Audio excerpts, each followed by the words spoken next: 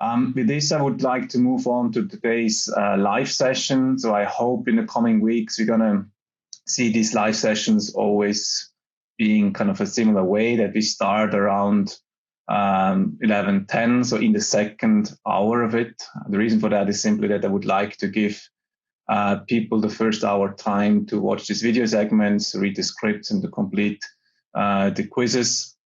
I hope many of you do this even before that, but 1 hour should be the minimum time that is required to do this.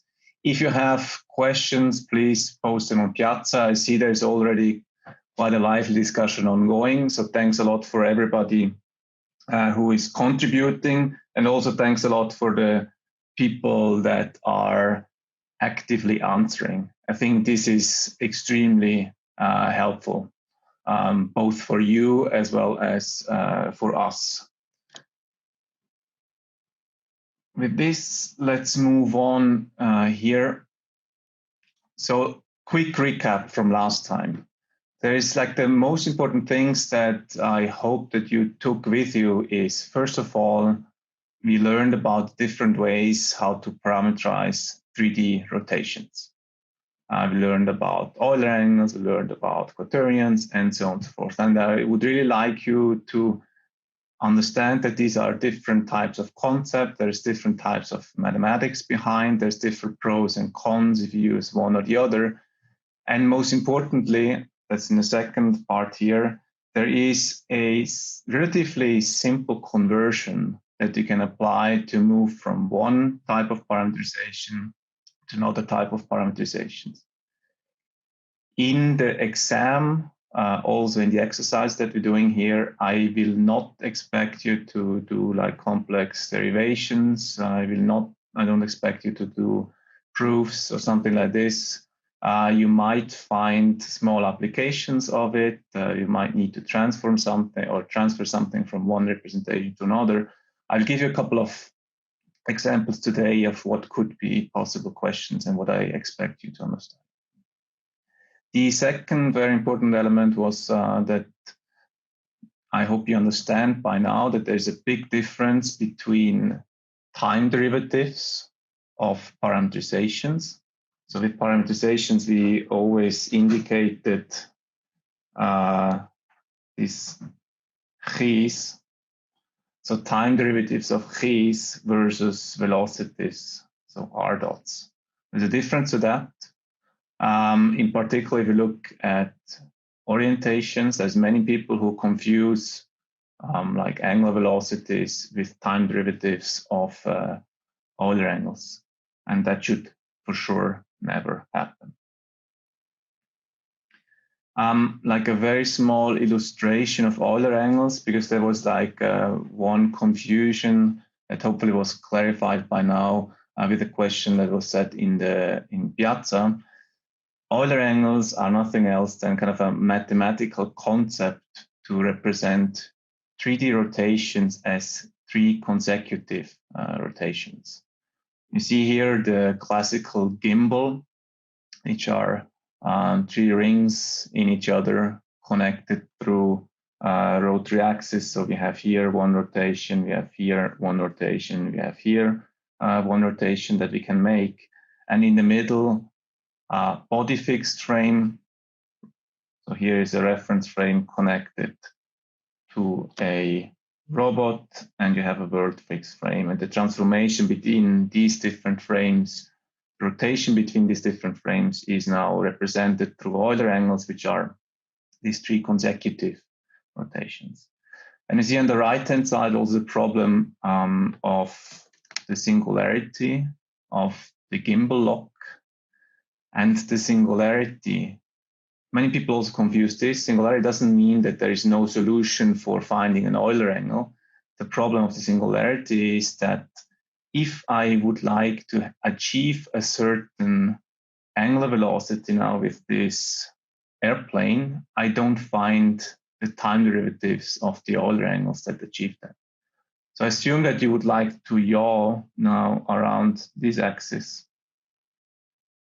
You can't really do this, right? So these rings, they lock into each other. So there's no mapping. And achieved that. And you have seen this because there is in the inversion of the matrix, we had 1 divided, we had a 0 there for certain angles, which meant that there is no inverse existing of the matrix.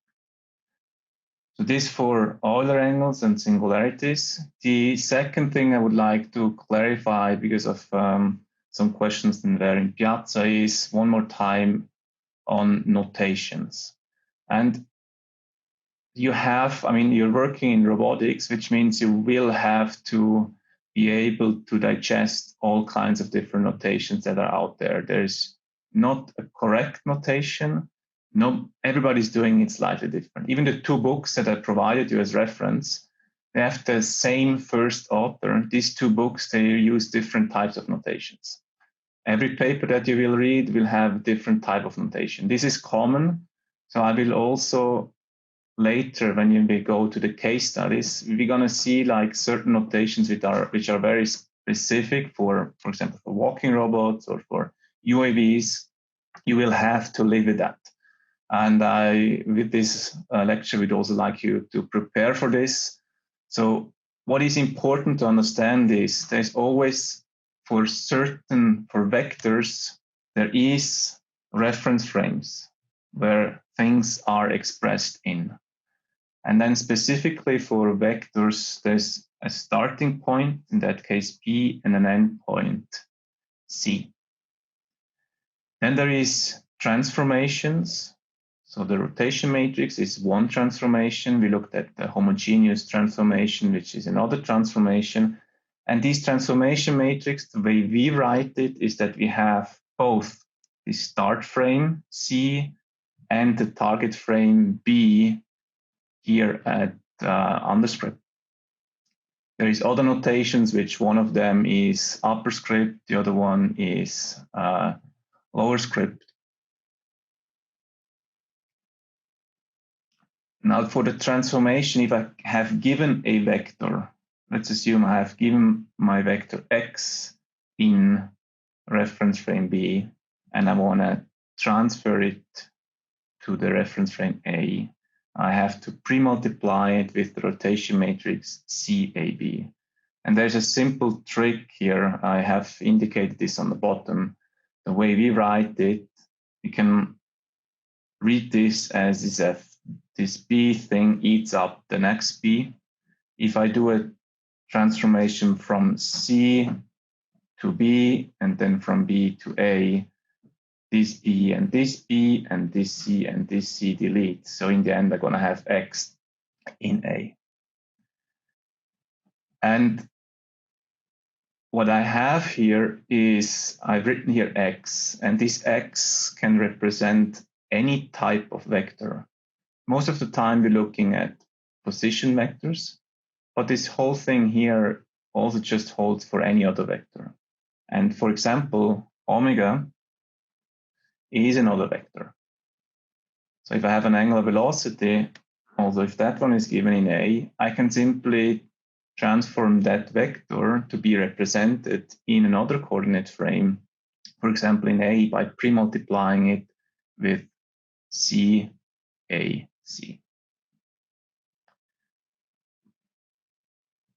All right.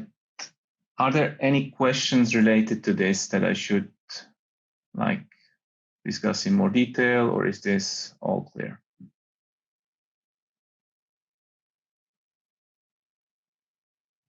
If not, then I will move on with the few quizzes that we had in the video segments of this week.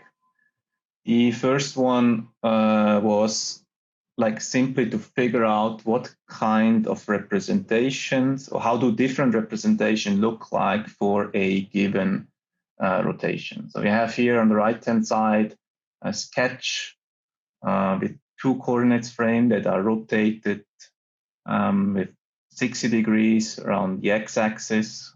I told you, don't be confused by the drawing. It looks rather like 20 or 30 degrees, but we ask for the angle 60 degrees. And I would like you to figure out what is the rotation matrix, Euler angles, angle axis, and quaternions.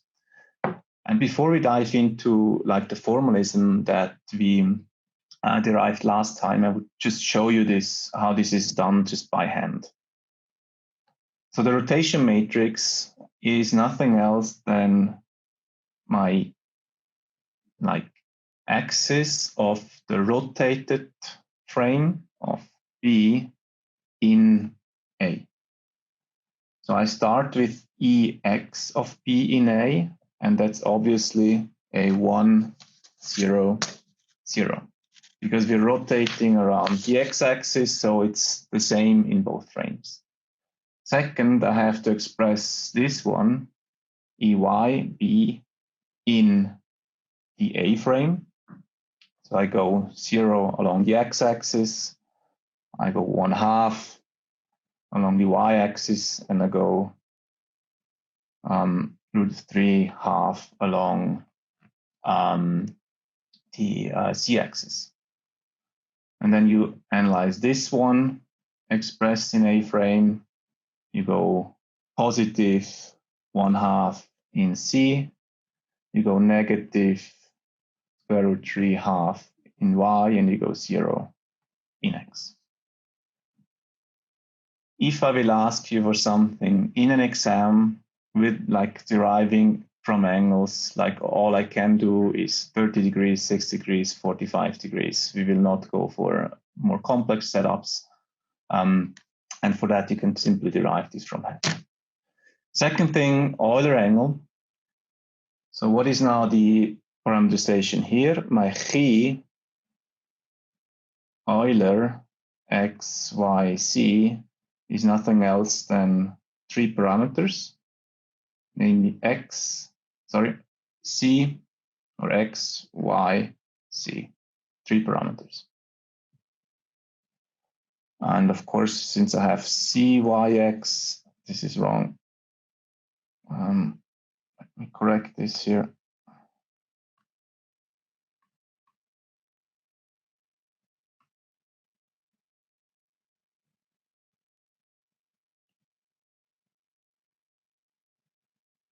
So I have c, y, x here. Now, how much do I rotate around the z-axis? Obviously 0. How much around the y-axis? Also 0. And around the x-axis, 60 degrees. So these are the Euler angles. Then angle axis, what is my theta? Well, I'm rotating 60 degrees. And what is my n? The rotation vector, the direction of rotation is 1, 0, 0, because I'm rotating around the x-axis. And then last one for the quaternion. So remember what was the quaternion? We had here chi, we wrote this as xi, which was nothing else than first one was cosine theta half, and then we had n times sine theta half. So again, what was cosine of 30 degrees? This is square root 3/2. Then we have the direction of rotation, which is 1, 0, 0. And then we have sine of 30 degrees is 1/2, 0, 0. So this is the quaternion. So as you see, we can very simply just write this up for this thing. What you can also do is you can go through the calculations with the expressions we derived last time. So once given my rotation matrix, I can simply go now and convert this using the formulas that I'm having here. And you can do this for yourself. I will distribute the solution at the end of the class here. If you do this, you will just fill in these individual numbers, and you will end up with exactly the same result that we looked at before. So there's nothing really special to that. Simply save this stuff somewhere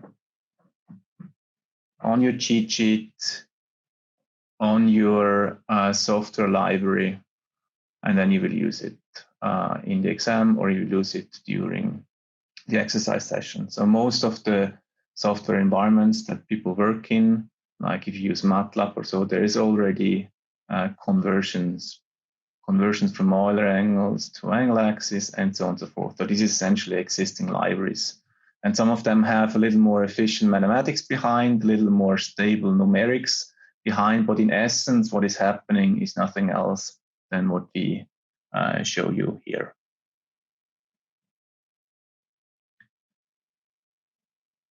All right.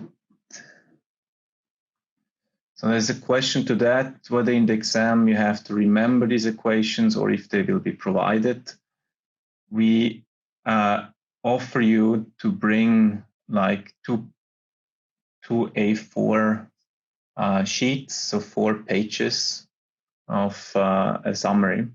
And I think this is something that I would personally put on the summary.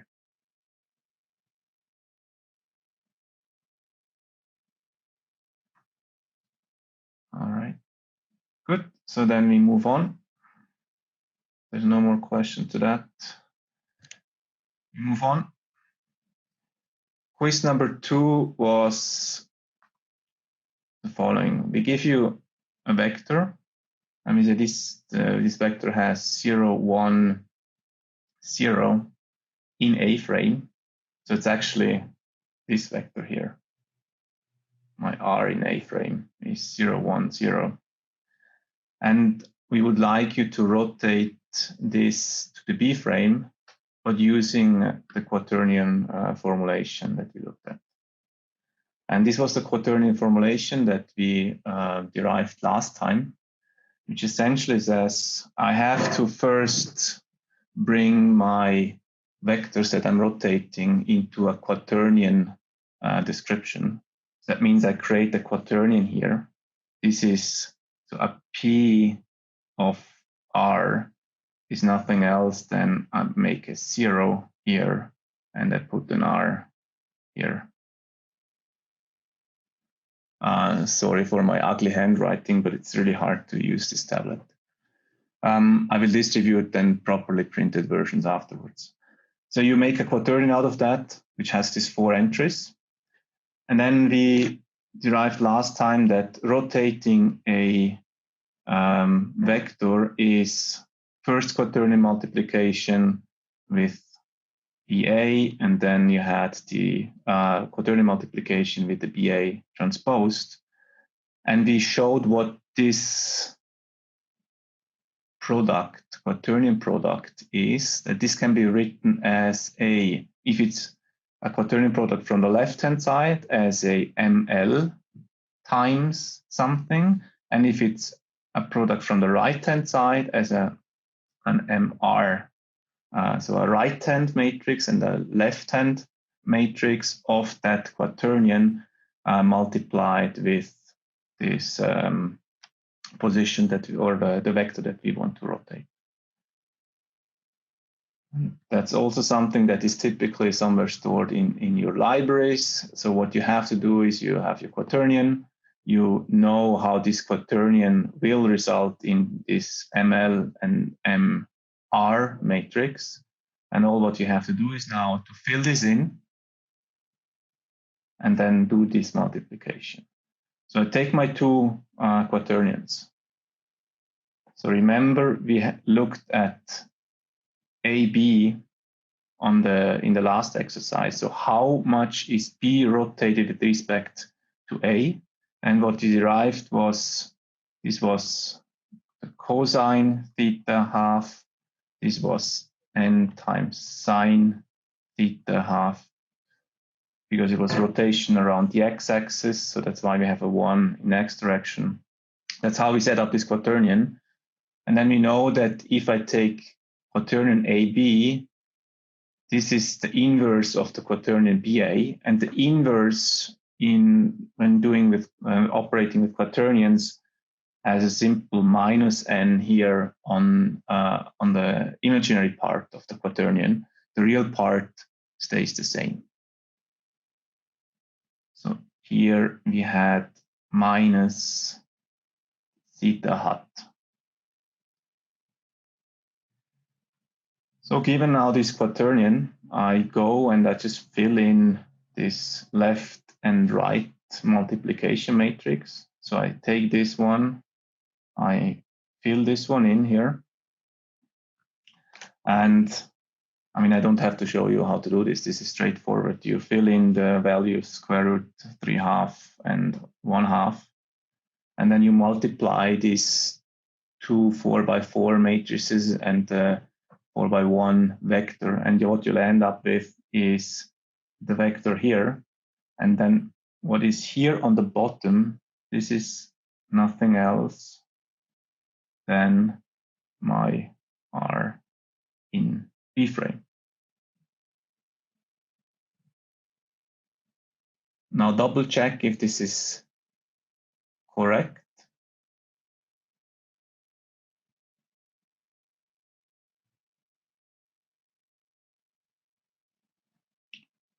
You can do this for yourself.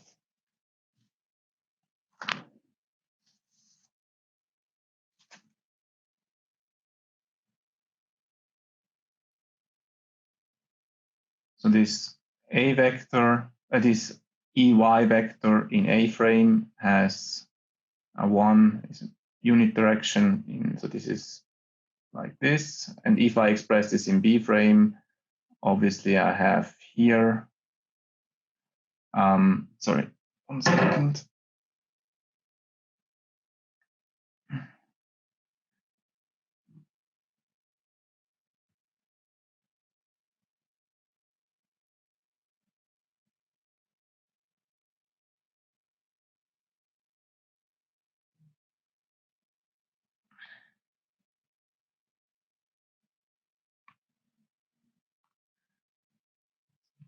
Here I have to go negative in Z direction and I have to go positive in Y direction by 1/2 and square root 3/2, and that's the solution.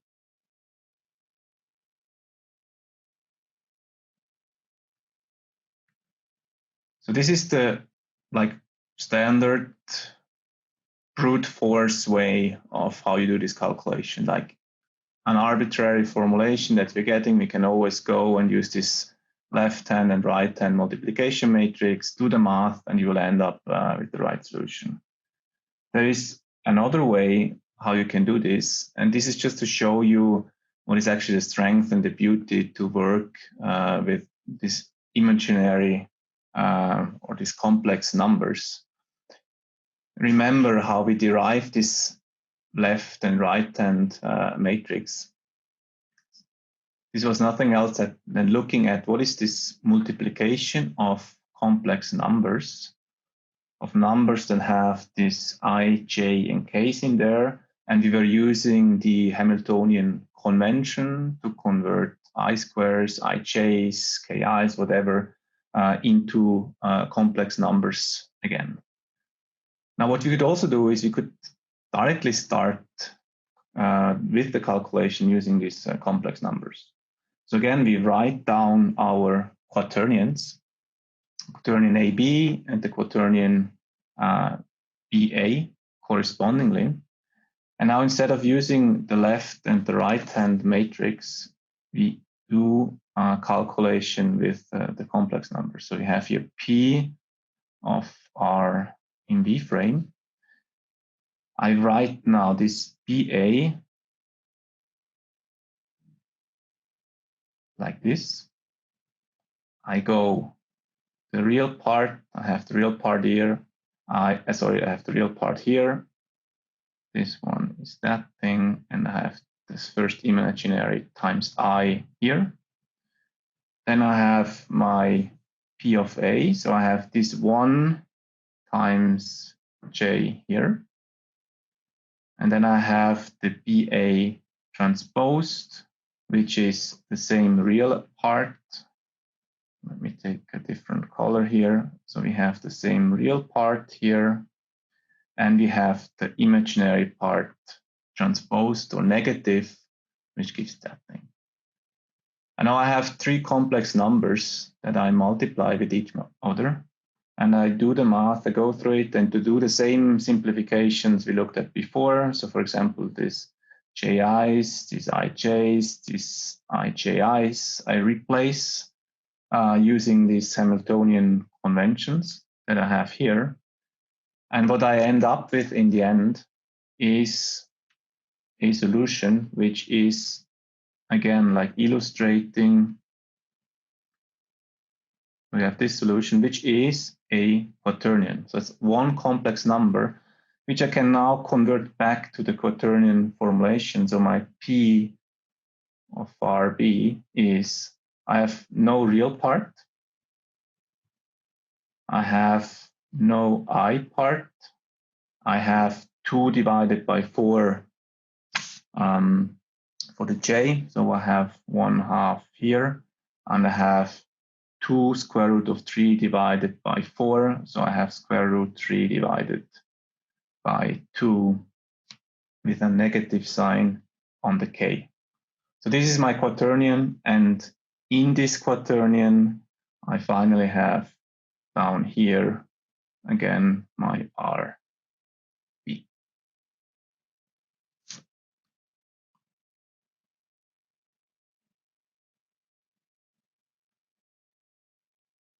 Any questions to that, which I should discuss in more detail?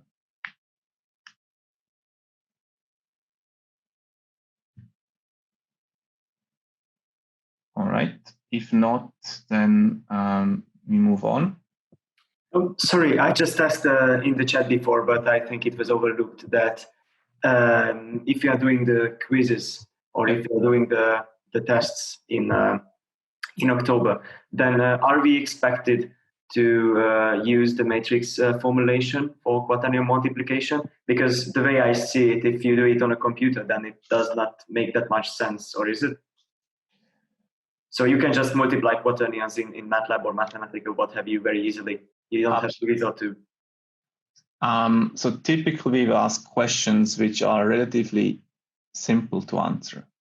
This will not be an exam where you have to do tons of matrix multiplication, which are prone to errors if you don't have tools to help you. So things are typically asked in a way that you can do it relatively simple. So I have here a couple of potential exam questions. These are questions that I asked in previous exams, and you can double check whether or not like you would have to do complex multiplication with that. In the end, I don't mind what you're using. As long as the result is okay, you can use whatever is the most straightforward way for you to come to the solution. Mm-hmm. But we are allowed to use our computers, right? Or... In the exam, you are not allowed to use a computer, but you are also, it will but at not... the midterms, right? Or what's that?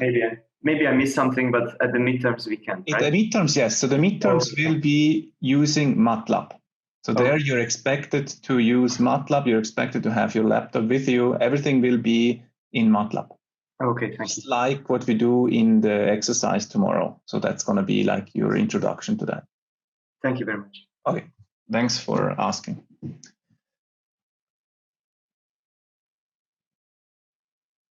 Any other question? If not, so I have here... Yeah, Professor? Yeah. I'm sorry, I have a question. Could you turn to the previous page? Mm-hmm. As for the transpose of sigma BA, is it just the conjunctive of sigma BA? So if you go to Piazza, I answered that question already in more detail. So you see there, the transposed is essentially taking the adjunct, like the inverse of the minus of the complex part, which is also equivalent to the inverse of a quaternion. So it's not, a quaternion is not a vector. So the transpose is not the transpose of a vector. You have to understand this like a function for rotations. Okay, thank you. And another question is about the multiplication of the matrix. So could you turn to the one page before? Maybe, yeah. In these pages, you mentioned that if you use the matrix to multiply with the cotangents. Yeah, sorry. So it is used the left matrix to multiply with it with on the left, and the right matrix to multiply with it on the right. But as I deductive, I can't achieve the outcome of the ML times MR with the cotangents. Okay, so maybe you write this separately that we can go in detail in that. I wasn't sure if I understood the question exactly, but essentially what is happening here is that we are converting this thing here into this ML, and we're converting this thing here into this MR. So one is a right hand, that's why I wrote it, it's like multiplication from the right side, and the other thing is a multiplication from the left side. That's why we have these two different M's, and you see this in these two top formula here, how that comes together. So I can write so two quaternions that are multiplied with each other. I can either write a left-hand matrix times the right quaternion, or I can write the right-hand quaternion, the right-hand matrix times the left quaternion. And this is what goes in here. So for time reasons, I have to quickly speed up. So there's like, I give you like maybe take 2-3 minutes to think about these 4 questions that are quick questions that came in one of the previous exams that we had. Think it through, and then I will give you the solution in 2 minutes.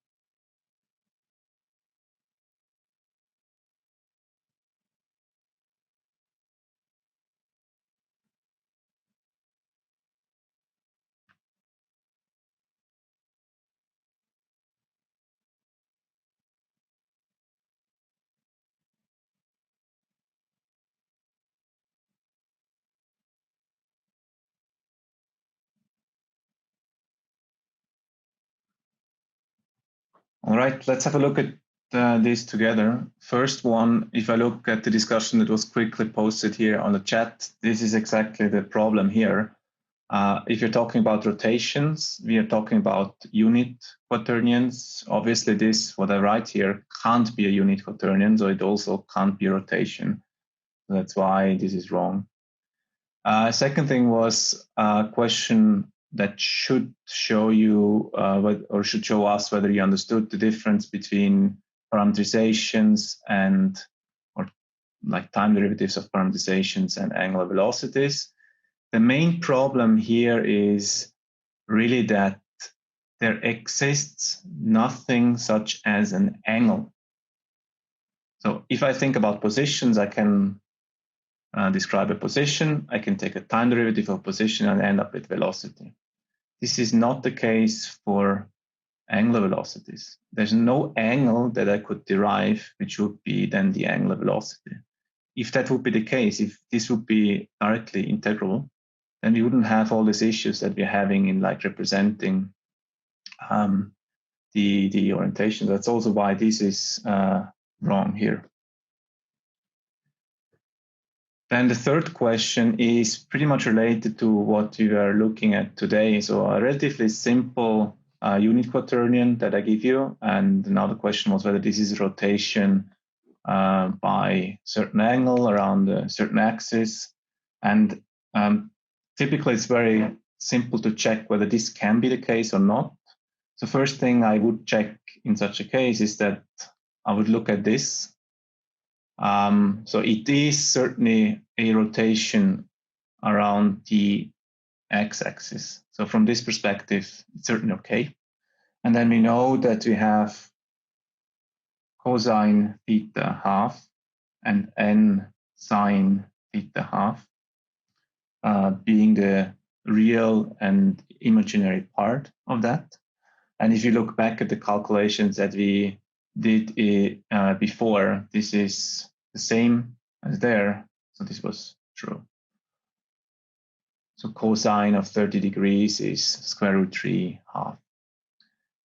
And then the fourth one is a question whether the representation of 3D rotations with 3 parameters has always a singularity issue. And I think that's something that I repeated several times now in the class. So obviously that one is also true. So this is one sort of question that we're asking in the exam. So these are multiple choice questions. Typically a quarter of the points or something is these types of questions. Some take a little more work to figure out whether it's correct or not, and others less. With this, we are done perfectly in time for lunch. If you have further questions, I again encourage you to use Piazza, check it also regularly. Also read the questions that others have. It helps a lot for yourself in understanding. Tonight I will again upload the video segments for next week, and will also upload the script or the slides for next week. So we will move on in this way for the next 5 weeks until we're starting then with the individual case studies.